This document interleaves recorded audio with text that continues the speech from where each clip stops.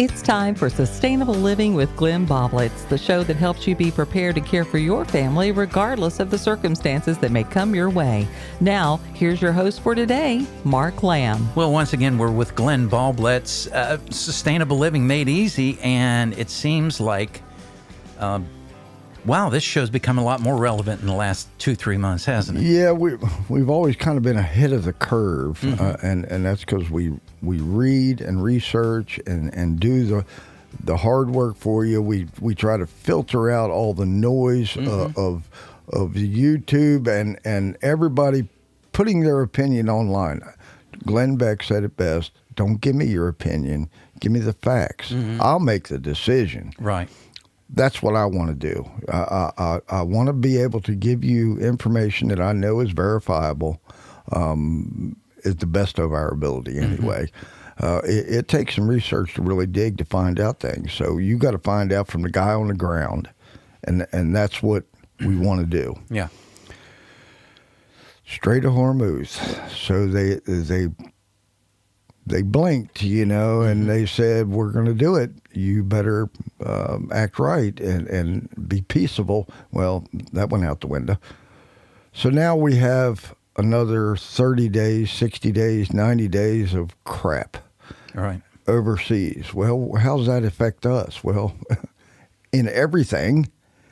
Your travel time that you save up for the summer? It's that gap in the fuel supply, the energy supply. Now, not every country is running off of hydroelectric or solar or whatever.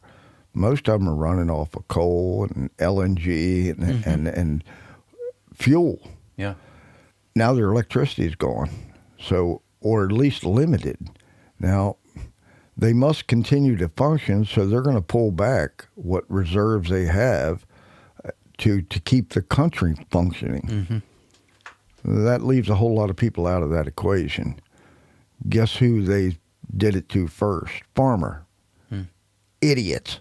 Right. The people that feed you. Yeah. You need water, food, and shelter. Sure.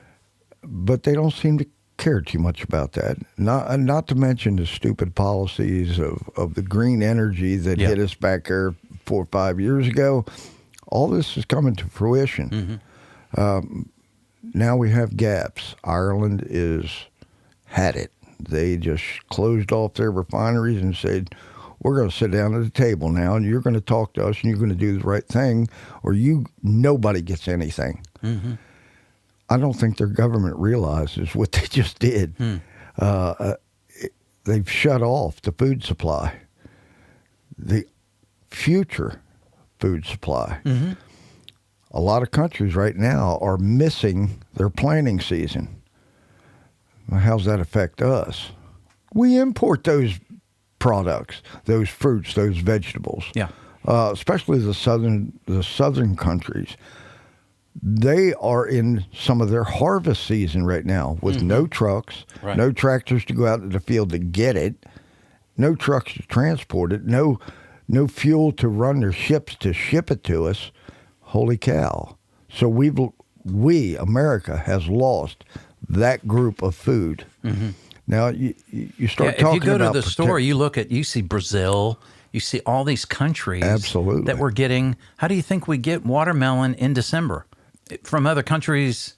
It's a global system, folks. It really is. That is just in time. And that makes you vulnerable right off the bat. Right. When it's just in time, a hiccup will just stop. Everything just stops. So, I want to make a note here, too. I just heard on the news, because Strait of Hormuz is getting a lot of coverage. 36,000 boats, many tankers, but other supplies like fertilizer. 36,000 ships come through that strait a year. That's 3,000 a month, Glenn. This war's been going on a couple of months almost. That's 6,000 ships. If you don't think 6,000 ships with goods and oil aren't going to affect the world's economy, your head is in a hole somewhere. We can't help you if that's what you think, that everything is just McDonald's perfect. Right. You're in trouble. Yeah. They talked about primary products. That is the building block of everything you use. Right. polypropylenes, all the plastics are made from petroleum. Right. Now, who do you think makes all the plastic? Somebody that has excess petroleum. Well, that's the Middle East. Mm-hmm. We get pellets of polypropylenes and all the different plastics. That's how we import that and make our plastic products. Yeah. They are the largest producer of plastic products. I did not know that. All the sheet goods, if you've ever pulled out some Visqueen and rolled it out, 100-foot roll, in construction, we're always using it. That mostly comes from these oil-producing countries because it's cheap for them. It's also a byproduct of the refinery system. Right. So they have all this excess of this, and they said, let's make a product out of it. Well, that's going to stop. For me, when you stop PVC from coming here to the country, my little electrical company goes, holy crap. Right. My PVC costs just doubled, tripled, quadruple, or can't get it at all. Yeah. That's just me, how it's affected me. Multiply that times every small business. And you get a business like a Coleman Adams or a Southern Air who have people that sit in offices that read the forecast. You don't think they're buying up stock to make sure those bigger companies can keep going? They're gonna absorb as much inventory and sit on it, which is going to hurt the little guy too. Absolutely. You can go to any kind of business that has a plastic product, and I needed some drain tiles. I know I've been buying that stuff for years. I understand that, there's fluctuations, but the guy says, we don't have any. What do you mean you don't have any? Yeah. He said, bigger companies, just as you said, come in and bought everything we have, drain tile-wise. Right. Oh, wow. So these are just one item that I looked at. I haven't gone through my list of everything I buy every year. Right. And the day that I do, I'm going to be ticked. I'm not going to want to talk to you that day. Let's put it that way.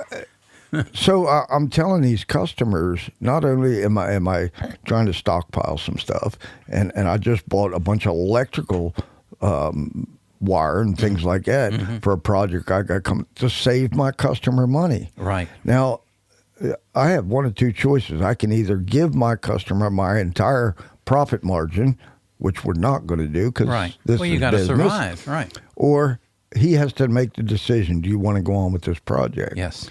And if you're in the middle of it, he has no choice. I'm trying to give you choices here, folks. There's a lot of things that you better get that are going away, not because somebody's being greedy or anything.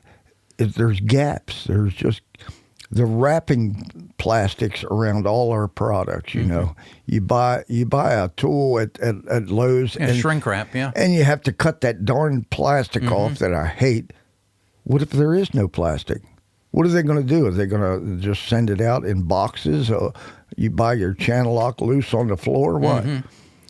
That's how critical all this stuff is supposed to be, and it's showing up. But that's not what I'm concerned about. All of what I just talked about, those plastic products, are not what I'm concerned about. What I'm concerned about is the food. They're talking global famine here. Now we just stepped into something biblical. Holy crap. Now I've been preaching this for 5-10 years now. Stock up on storable items. Prices are going just through the roof. Things are disappearing off the shelf, just as we said. Don't be that person that has to go out and scavenge to feed your family when you could do it right now. There's not a whole lot else that is as important as having water, food, shelter, communication, security. Do you hear what I'm saying? Can we address one thing? The packets you buy, Patriot Supply, all these guys that have been doing it for years. Right. Those particular things are super high in sodium. True. So there is a trade-off. You should have something like that, but you certainly should have canned goods and, like you said, items that you can put away, even powdered milk. I mean, store it in a good place. Can we talk about that just for a moment when it comes to food? You can come up with a game plan here, and you may have to change your whole game plan. Storing things away you're probably not ready for it. So if you're going to buy this stuff, you need a cool, dry place. Right. That has stable temperatures. That will, the shelf life will be extended if you do that. A lot of the things that say out of date by, that's not what they say anymore. It says best used by. Right. Some of that stuff will last years past that if you store it properly in a stable place. You're going to have to go into a bunch of research on this, but if you have it, you can use it up. All this is a buffer to the following year. Remember that. Right. You can't buy 2-3 years worth of food on our budgets we have today. Sure. Because we're stretched thin as it is. Paycheck to paycheck. So there's a plan B to this. Plan A is to buy a bunch of stuff that will sustain you, that's cheap enough that you don't miss your mortgage payment, because there's a choice, mortgage payment or food. Which one would you choose? Right. I'd choose the food. They'll have to fight me for the house. But doing this, it's giving you a buffer, and that's all you get. Same way with your propane if you're for heating and cooking. Right. Same way with your wood pile. You have to be able to replenish things. Sustainable living is what you need to plan for. So you don't have the place to plant a garden. Does your neighbor? Does one of your friends? One of your relatives? You better make that plan and make it happen now. Because in hard times, people will change their mind. So you need to make yourself relevant to their life. You need to build a community again. We've neglected to be a community for 2 generations. Yeah, we've talked about that and too, now it's going to hurt us. That is. Now it's going to hurt us. But over the past 10 years, I've been teaching people to can food and grow food and all that kind of stuff, because I think that's the most critical thing that a family can have is food security next to water security. So taught about that also. You might want to go back to some of my podcasts and post, and there's a million things out there that can show you how to do this stuff. Please, please, please make sure you have that plan taken care of, which I don't think most of you have. So today's the day, folks. We're hitting the wall. And if you don't get prepared now, you may not get the chance again. Now, that's kind of panic mode right there, but it's not panic for me. It's preparation. So if you want your family to stay stable and stay out of the chaos that's all around us already, every podcast you see, everybody was going, it's the end of times, and it may be. But those that are prepared will endure. That's the bottom line here, folks. The flip side of that, those that are not prepared will not endure. Don't be on that side of that fence. Right. Because a lot of countries right now are on that side of the fence. They just sat with their hands folded for too long, and now it's going to bite them in the butt. Well, and they can't stand big orange man, mean orange man. And he lives rent-free in their heads, and they'll do anything and everything against him. And I'm not saying Donald Trump's the savior, but I think he's smarter than most of these because he sees the world as it is, not as they hoped it would be. In construction, we try to do the best we can. With every job I do, I try to do the very best you can. But I had a man tell me, he said, look, I could pick apart anybody's work. And find something wrong with it. There is no such thing as perfection.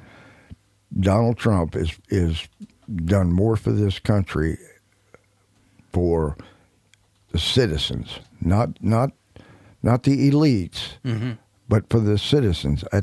That's all he's ever talked about in any election, is what he's going to do for us. MAGA. America first. Well, you are America, and that's who he's talking about. And they try to make it out like he's just doing it for the elites. That is such a crap. Mm-hmm. But like you said, they're going to pick apart something. But prior to this latest decision to go back into Iran, they said, "Oh, Donald Trump's chicken. He won't do nothing." And then when he did, they go, "Oh, he's a terrible warmonger." Right. So what's that tell you? Quit listening to that crap. Right. They're just stirring up stuff, gaslighting to get you upset. Mm-hmm. You got bigger fish to fry. Yeah. Just like Donald Trump says, America first. Well, your family better be first. Yeah. Your children ought to be first. Your church ought to be first.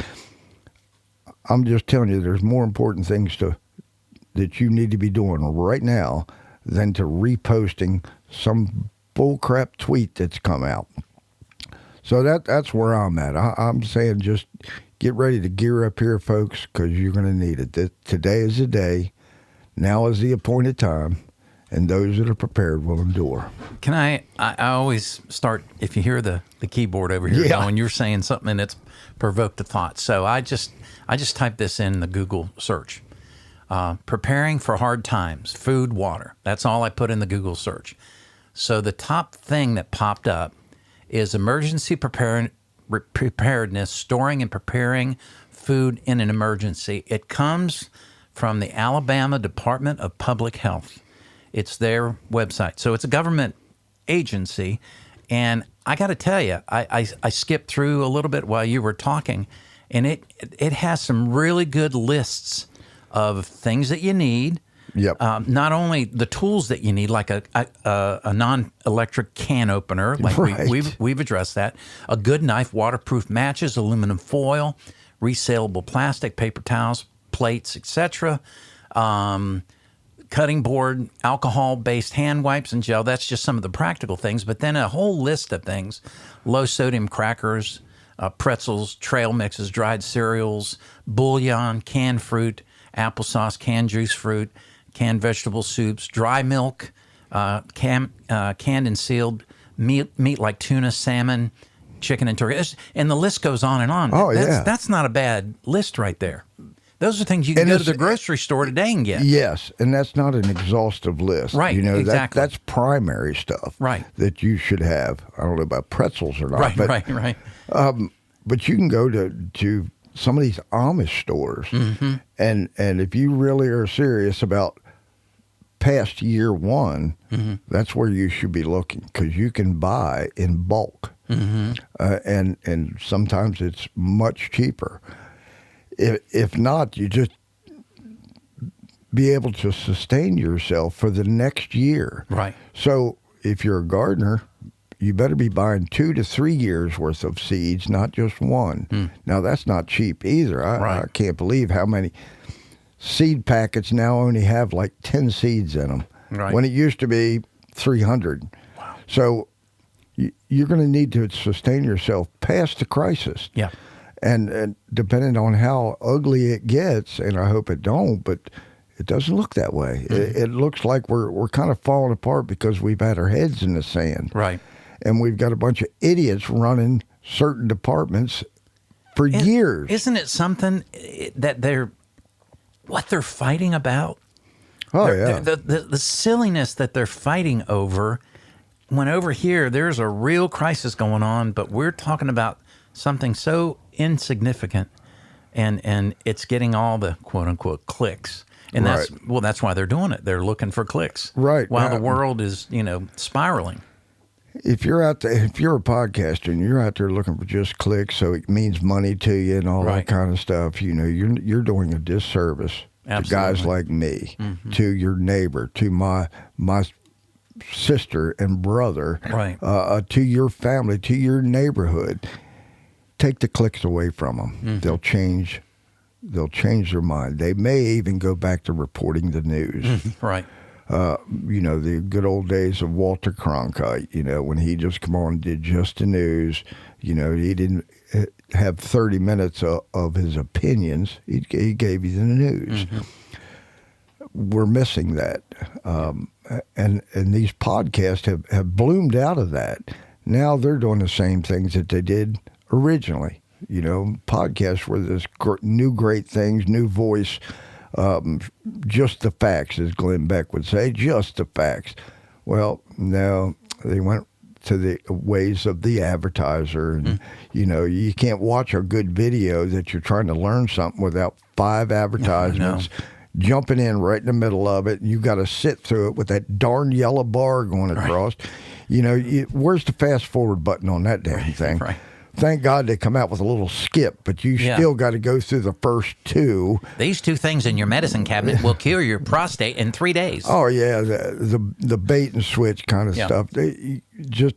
You're better off getting away from that kind of stuff. Mm-hmm. Find you somebody that you depend on, that's giving you good facts out there, and start paying attention to them. Yeah. Not the calamity that everybody wants you to follow, so they get a click. Yeah. Back to your family. Mm-hmm. I don't see how people are going to do this, but you need the supplies. You need to stockpile some supplies. And as you just pointed out, even governmental agencies are saying, stock up, folks. And you go, wow, if this liberal guy is saying stock up, maybe there's something to it. Maybe they realize that we're in trouble. They're trying to stop possible anarchy by just a few people pulling it together. I don't know. I don't know how people are going to react if we have this global meltdown, but I do know how they're going to react if there's a global famine. Yeah. It happens the same way every time. Famine causes wars. That's a fact. And America's fortunate enough that we have a country in which we can grow a lot of food. Mm-hmm. Be part of that. Yeah. During World War II, they had victory gardens where we actually grew food, and a government agency come around and collected up the food for the war effort.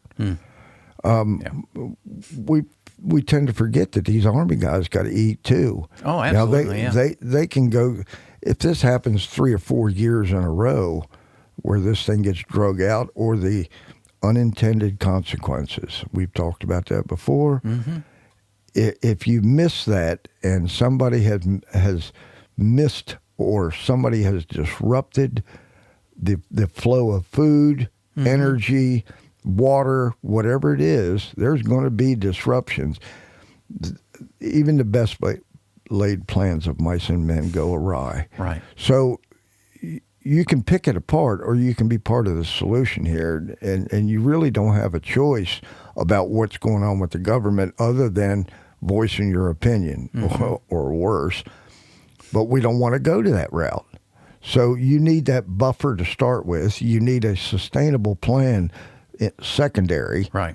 And my gosh, don't be out in the chaos, because that's what it is. Right. And I don't think we've seen true chaos here, to remember it.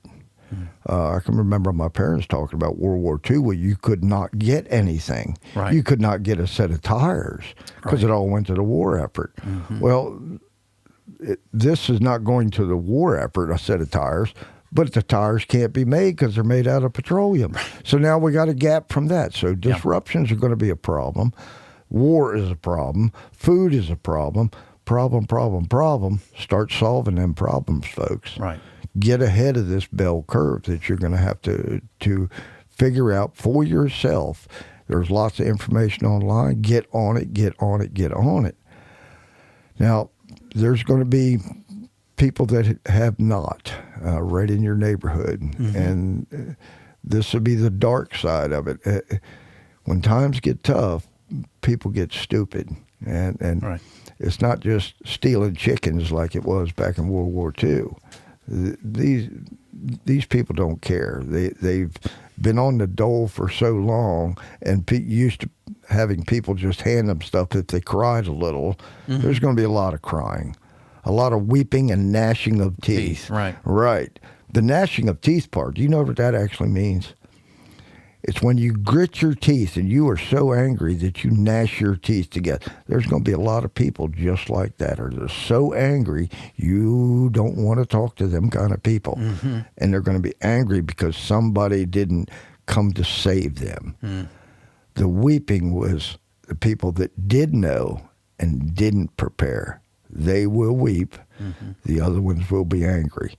That doesn't sound like a group that you need to be in with. No. You need to be with somebody that's positive and says, this is the plan that I have. Adopt it for your family and start on it. So that's what I think we're going to leave that right there. Because people go, that was a lot. It is. Today's your day, folks. Yeah. Yeah. Well, Glenn, thank you. You didn't even bring notes today. I could see that was just on your heart and your mind right there. It's right in my face. Mm-hmm. So, well, thank you. Take care of it, folks. Yes. We'll see you next time. All right. Join us again next week for Sustainable Living with Glenn Boblitz, helping you be prepared and not scared. This podcast drops every Friday anywhere you get your podcast.